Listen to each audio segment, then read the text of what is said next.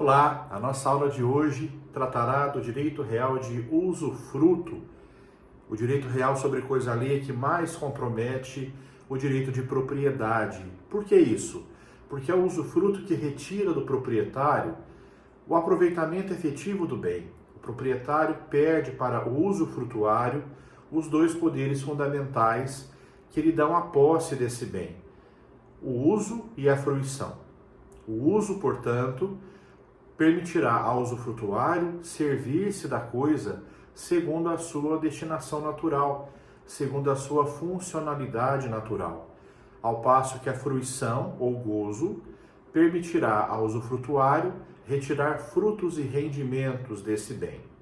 E veja, o que sobra então para o proprietário?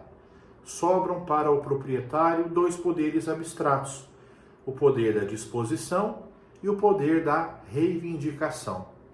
Como assim? Ainda o proprietário é que pode, de maneira exclusiva, dispor desse bem.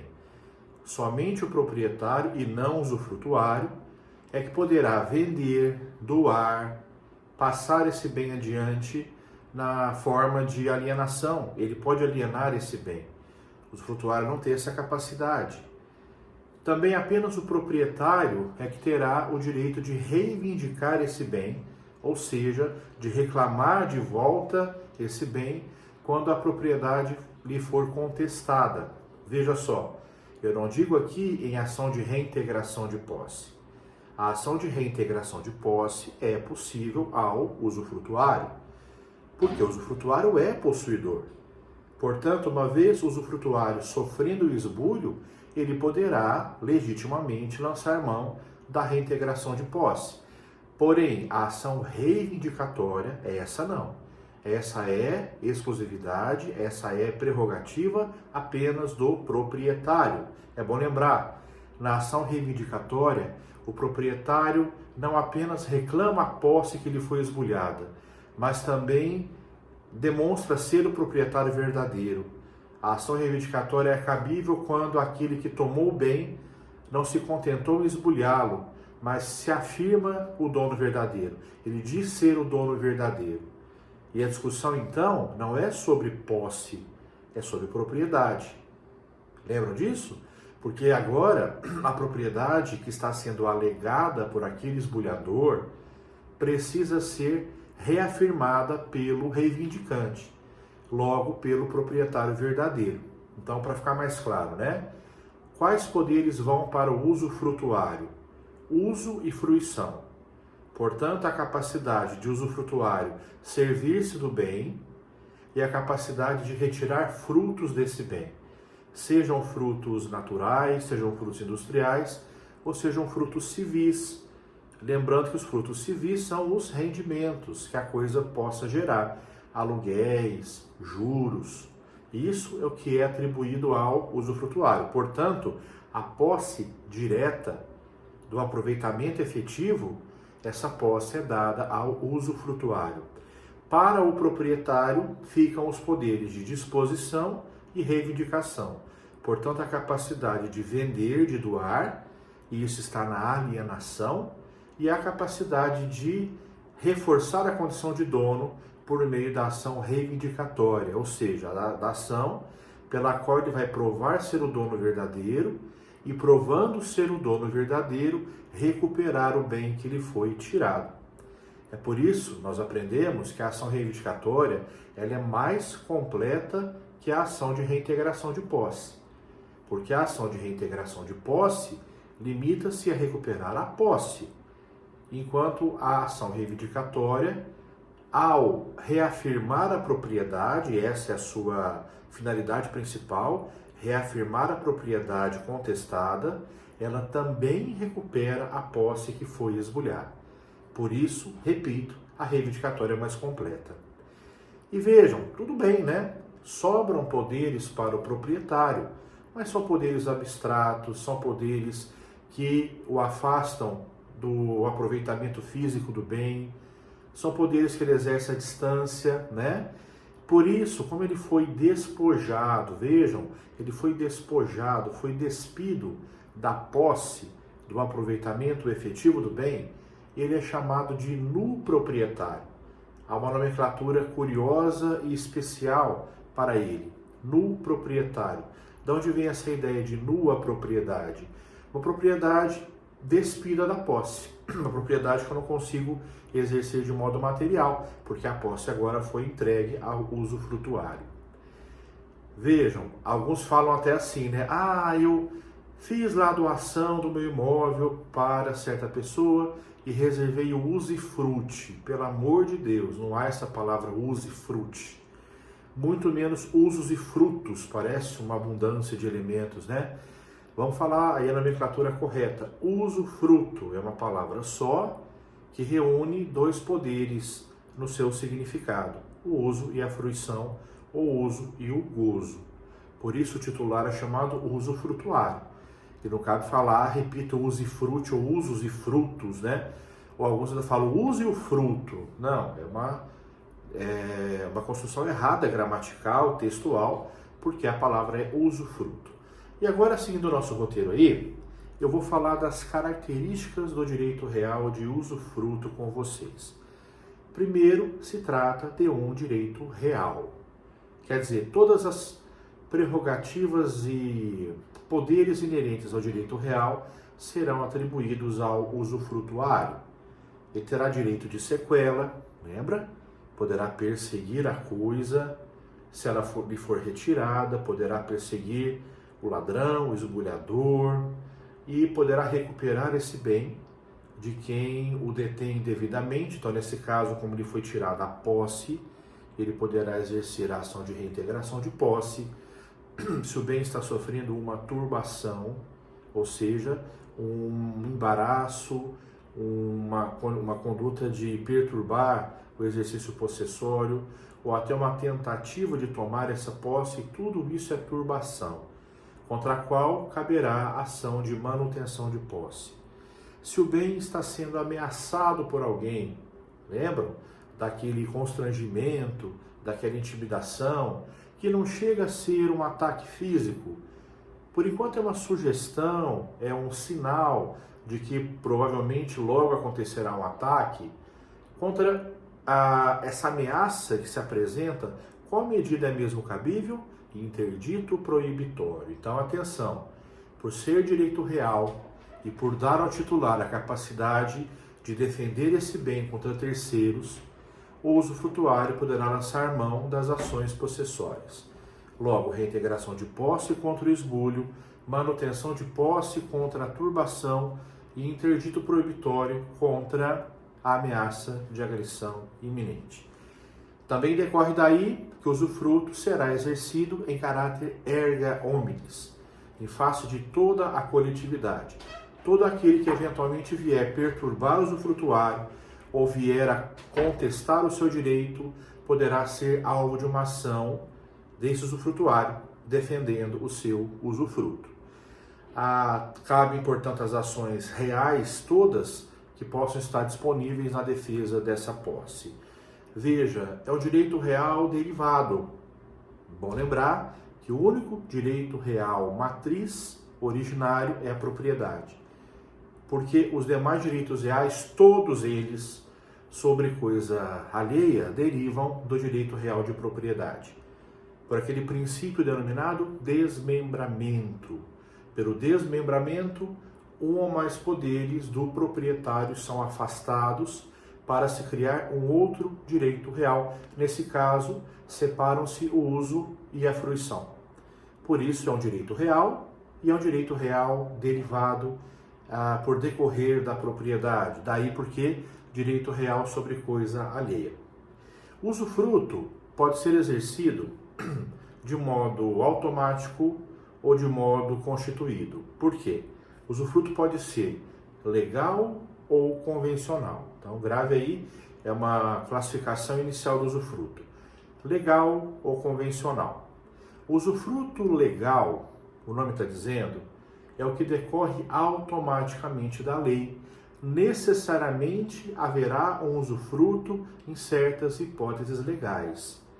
Não é derivação de um contrato, de um acordo de vontades, não. É a lei que vai dizer que em dada circunstância, ali haverá um usufruto. o caso da propriedade do menor, quando o proprietário é menor de idade, e não de menor, pelo amor de Deus, né?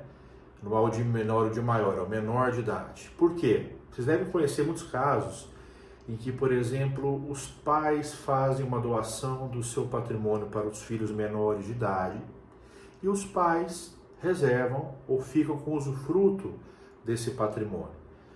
Quando acontece isso, quando o proprietário é menor de idade, automaticamente o usufruto de seus pais é constituído. Automaticamente. Isso quer dizer, não se exigirá nem escritura para isso. O mero fato de haver proprietários menores já fará com que seus pais, enquanto responsáveis legais, sejam usufrutuários também legais. Então, nesse caso, o usufruto vai valer durante a menoridade do proprietário daquele bem ou patrimônio. Conhece muito bem essas situações, né? Em que então haverá a doação, ou então, por exemplo, aqueles filhos menores recebem uma herança de uma outra pessoa, mas como são menores de idade, não têm autonomia para administrar essa herança, em razão da sua incapacidade jurídica, a administração e o usufruto são atribuídos aos pais. Em que momento se encerra esse usufruto legal? Com a maioridade do proprietário daquele bem. Quer dizer, quando esses filhos se tornarem maiores aos 18 anos completos ou forem emancipados, com pelo menos 16 anos completos, cessará o usufruto legal, porque automaticamente não haverá a ideia protetiva mais dessa administração dos bens pelos pais, né? Agora se considera que o proprietário tem autonomia, tem autossuficiência e tem aqui maturidade para conduzir e administrar o seu patrimônio. Ah, mas eu ouço falar, professor, de situações em que os filhos, mesmo quando se tornam maiores, os pais permanecem usufrutuários. É verdade. Isso acontece quando os filhos pretendem manter os pais recebendo aluguéis, recebendo rendimentos daquele seu patrimônio particular. Só que para isso entrará essa segunda modalidade que eu vou falar agora, o usufruto convencional. O primeiro que eu falei, legal. O agora, convencional. É o usufruto derivado de um contrato. Portanto, não é mais automático, como no caso da menoridade do proprietário. Ele é contratado, negociado, de modo que dependerá da manifestação de vontade de duas pessoas. O que eu dizia sobre os filhos que querem manter uma proteção, um amparo material aos seus pais, eles vão ao cartório e fazem um usufruto por escritura pública. Logo aí entra em cena o chamado usufruto convencional, porque não é mais derivação da lei, mas da vontade expressa dos interessados. Ok? E aí então podem definir o usufruto pelo tempo que quiserem. Com isso eu falo com você agora da segunda classificação do usufruto. A primeira é legal ou convencional. A segunda é temporária ou vitalício. Usufruto temporário, usufruto vitalício. E os nomes são sugestivos. O usufruto temporário é o que valerá até um certo limite de tempo. Ele terá um prazo para se realizar, né? Eu posso fixar, por exemplo, até certa idade do favorecido. Então, alguém será meu usufrutuário até completar 20 anos, até completar 30 anos. Ou então eu designo uma data, né, dentro da qual se exercerá o usufruto. E há uma peculiaridade. É quando o usufruto for constituído em favor de pessoa jurídica. Por exemplo, eu quero ajudar uma fundação e quero deixar para ela os rendimentos do meu patrimônio. Eu faço, o rendimento será dado à fundação, mas eu faço com que a propriedade permaneça comigo, permaneça com a minha família. Eu estou apenas outorgando para a fundação os rendimentos. Fundação, pessoa jurídica.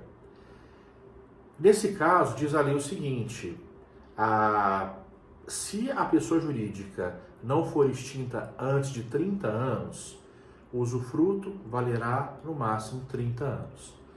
Então, nesse caso, a própria lei define um prazo máximo. Repetindo, né? Então eu vou deixar para a fundação, para uma empresa, para qual pessoa jurídica eu desejar, mas no máximo ela terá usufruto por 30 anos, se ela não desaparecer antes dos 30 anos. Esse usufruto temporário. O outro usufruto é o usufruto vitalício, que portanto só vai desaparecer com o falecimento do usufrutuário. Importante já destacar com você. E quando isso acontece? E quando falece o usufrutuário?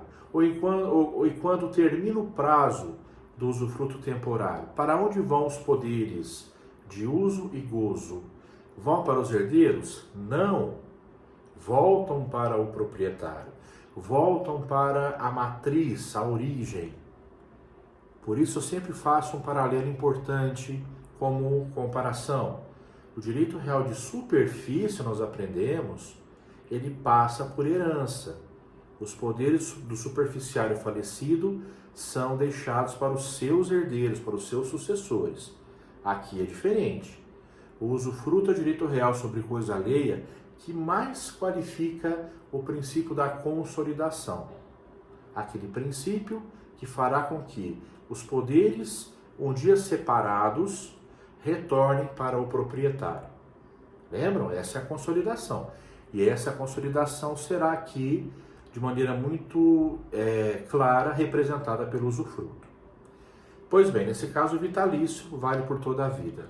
O usufruto pode ser também constituído ou por um ato inter vivos ou por um ato causa mortis. Qual é a diferença? O ato inter vivos é um contrato. O ato causa mortis é um testamento. No caso, o contrato, via de regra, é a doação. Ele deriva da constituição de um contrato de doação. E aí, claro, sendo um usufruto sobre bem imóvel, é necessária a escritura pública registrada no cartório imobiliário. Muito bom a gente reforçar sempre. A constituição de todo direito real sobre imóvel depende de escritura registrada no cartório imobiliário. Isso vai acontecer naturalmente também com o usufruto. E aí, veja, haverá essa constituição no cartório, o cartório registrando a escritura pública dará eficácia erga omnes a essa constituição do direito de usufruto. Já no caso do ato causa mortis, o seu representante é o testamento. Eu posso, por exemplo, deixar um patrimônio, deixar um bem para uma dada pessoa com a reserva do usufruto para outra pessoa. E aí, como o bem me pertence, eu tenho autonomia para dizer, olha, a outra pessoa receberá usufruto para a vida toda, portanto, usufruto vitalício, ou então o terá até certo momento, portanto, usufruto temporário. A minha autonomia da vontade definirá qual a extensão desse usufruto. Mas veja o que acontece, eu estou constituindo apenas o usufruto sobre a herança que eu deixo, que a propriedade seguirá um outro caminho. Tá? Eu falo aqui do usufruto. E ele será, então, derivado de um testamento como ato jurídico, como negócio jurídico causa mortis. Por fim, esse usufruto tem um traço muito marcante, que é a sua gratuidade. Via de regra, o usufruto é gratuito. Eu estou, por exemplo, constituindo o usufruto para os meus pais, para que eles tenham um amparo material por um tempo ou por toda a vida. Então, a minha ideia é ajudá-los. Via de regra, o usufruto tem a ideia da proteção material, mas nada impede que haja também um usufruto oneroso. Eu posso, por exemplo, constituir usufruto para que alguém se aproveite financeiramente do meu bem, mas me repasse um valor, me devolva aí um montante, até para a minha subsistência, até para que eu possa realizar certas condutas. Então eu estou recuperando, retomando um percentual desse rendimento que será agora aproveitado pelo usufrutuário.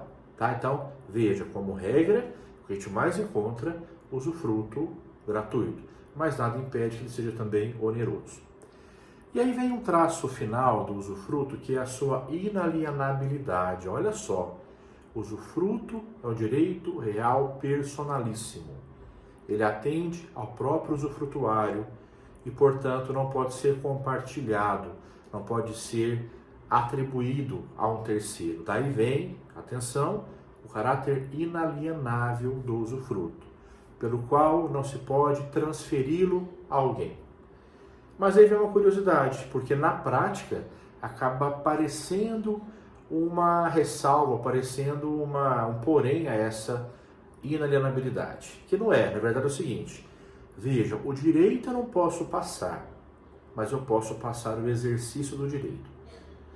Por exemplo, eu estou lá com o meu usufruto e eu não consigo administrar bem o patrimônio, né? Eu não consigo ter aí uma oportunidade de cuidar adequadamente desses bens. Eu digo a você, olha, eu vou passar a você a capacidade administrativa desse usufruto. Você fará uso desse direito, você terá como recolher os rendimentos, mas eu permaneço como usufrutuário. Eu estou abrindo mão do usufruto enquanto direito. Eu estou abrindo mão por um tempo do aproveitamento desse direito, né? Da sua exploração por um terceiro. Deu para entender? Portanto, repito, o que se pode alienar é o exercício do usufruto, não o direito em si, porque o direito é inalienável e, portanto, personalíssimo. Isso vai ter um reflexo agora nos comentários que eu farei sobre outro caráter do usufruto, que é o caráter impenhorável. Seguindo o nosso roteiro aí, só para eu poder ter uma coerência com o que eu vou falar aqui na aula, caráter impenhorável, primeira situação, por dívida do usufrutuário. Veja só, vamos imaginar que eu seja usufrutuário de um bem. Eu, como usufrutuário, não sou proprietário. Quando o proprietário tem dívidas e não paga, nós sabemos que há uma execução patrimonial desse devedor. Por essa execução patrimonial, os bens desse devedor são tomados pela justiça. Para quê? Para que, uma vez penhorados, sejam levados a leilão, chamada asta pública, sejam vendidos em asta pública e o valor arrecadado na arrematação possa pagar os credores. Essa é a dinâmica da satisfação do credor que não foi pago voluntariamente. É isso? Então eu tenho patrimônio, não paguei minhas contas, a justiça vem, penhora meu patrimônio, o patrimônio é levado a leilão, é vendido em leilão, vira dinheiro, e o dinheiro agora será entregue para o credor. Beleza. Só que agora eu falo com você não do proprietário, eu falo de uma dívida do usufrutuário. A pergunta é, esse usufruto pode ser penhorado? Vamos imaginar que ele não tenha nada ou quase nada de bens para penhora, né? É um devedor inadimplente, insolvente, porque não tem patrimônio suficiente para pagar as obrigações. Vem uma penhora e quase nada encontra, só encontra basicamente o usufruto desse devedor. A pergunta é, pode-se penhorar o usufruto desse devedor inadimplente? No primeiro momento, não. Porque, na verdade, o caráter inalienável do usufruto acarreta o seu caráter impenhorável. Qual que é a lógica? Ora, se eu não posso vender esse bem porque não é meu, eu não posso alienar esse direito porque é personalíssimo, eu não posso também perdê-lo, porque ele está vinculado à minha pessoa, ele está relacionado ao indivíduo que sou. Então veja só, o direito de usufruto é impenhorável, mas aí vem aquela curiosidade, o direito é impenhorável, mas o exercício não.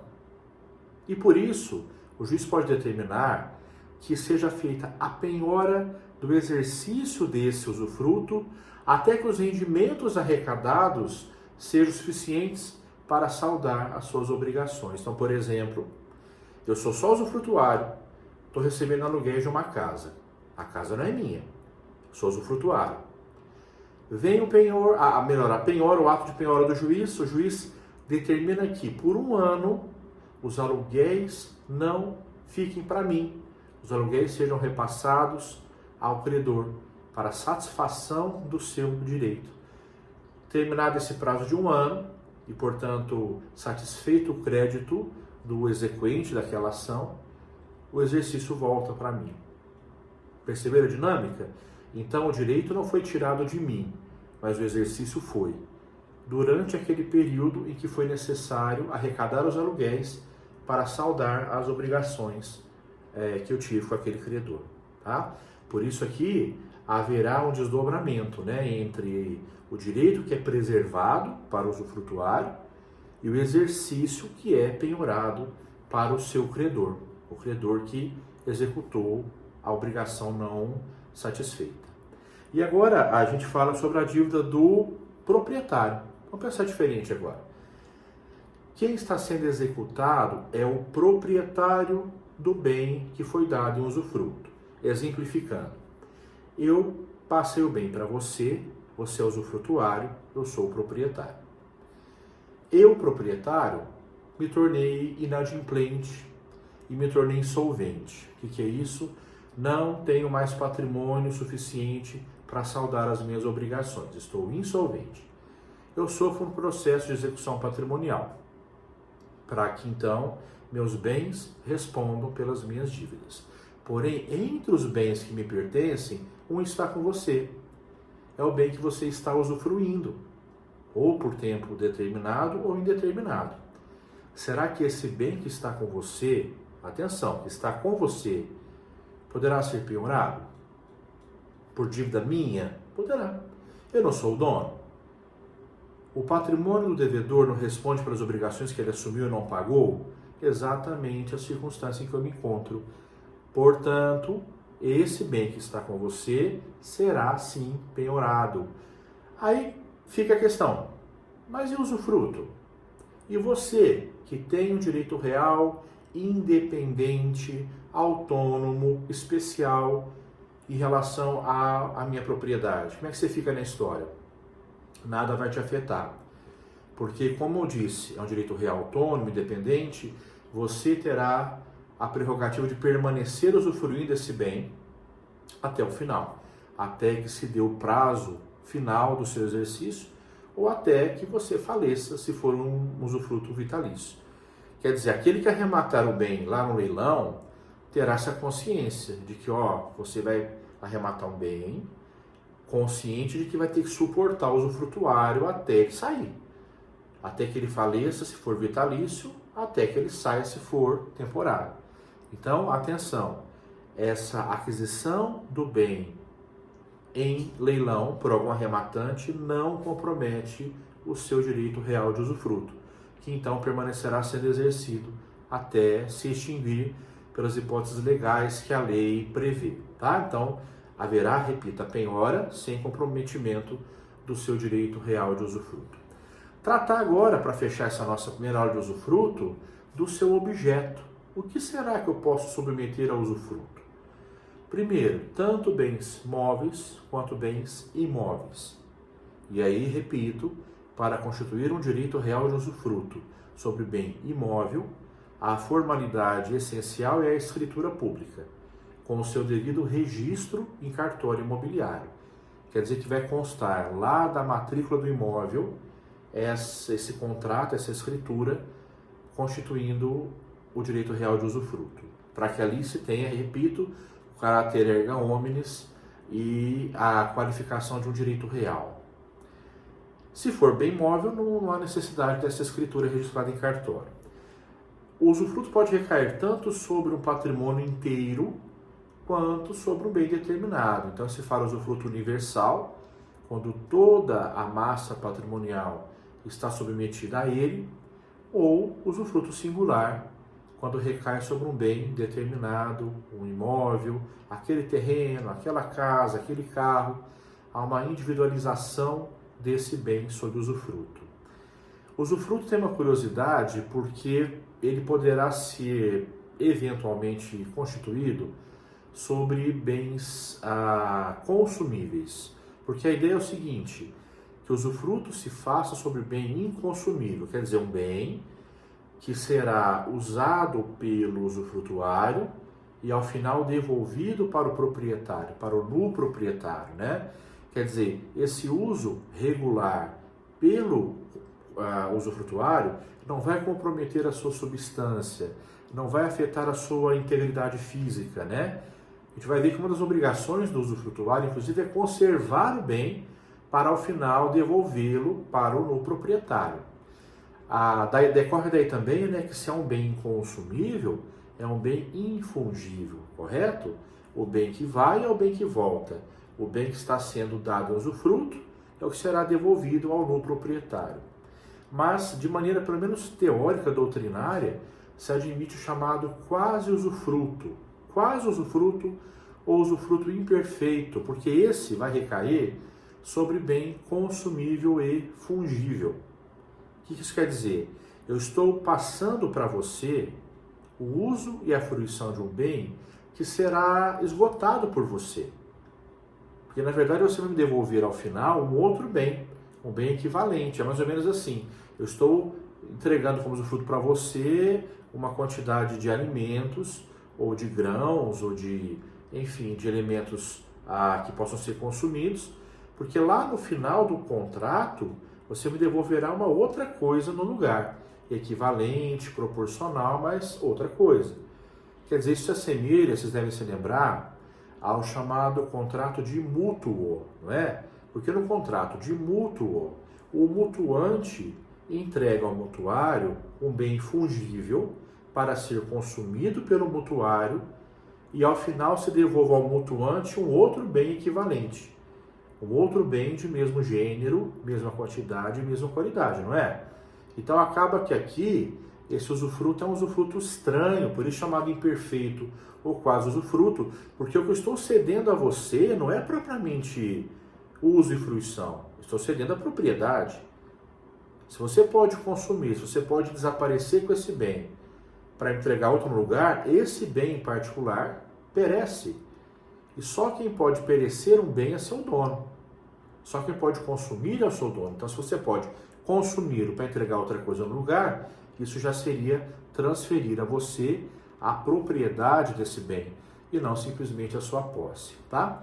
Nesse caso, então, se falará em usufruto imperfeito ou quase usufruto, porque, repito, a regra é que se entrega ao usufrutuário um bem infungível, inconsumível, para que ele conserve a sua natureza, preserve a sua integridade material e devolva esse bem da maneira como ele o recebeu ao final do contrato, ou assim se encerrar o direito real de usufruto.